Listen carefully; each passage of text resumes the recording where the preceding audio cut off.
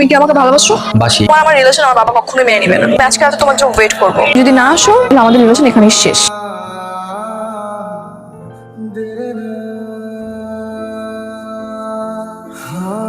কেমন মাথা ব্যথা করতেছে? শাকিল, এই সামনে কোনো ফার্মেসি টার্মেসি দেখলে থামাইস তো।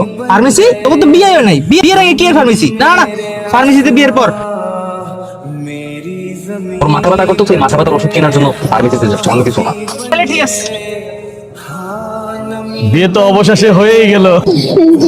হ্যাঁ মাহিন, তোর বাবার বেঁচে নেই। এই ছেলে আপনার মেয়েকে অপহরণ করেছে। এই ছেলে না না স্যার, আমি কাউকে অপহরণ করিনি স্যার, আমার বাবা মারা গেছে স্যার। আমার ওকে ধরার জন্য আমরা এই প্ল্যানিংটা করেছি। স্যার আমি আমার নিজ ইচ্ছায় গিয়েছি, কেউ আমাকে অপহরণ করেনি। আমার বয়স এখন 18 বছর প্লাস, আর আমরা কোড রেজিস্টার করে বিয়ে করেছি। আপনি দেখতে পারেন। আমি আমার মেয়ের জামাতা হিসেবে যোগ্য নিচ্ছি। এই ছেলে, এখনো বোকার মতো দাঁড়িয়ে আছো কেন?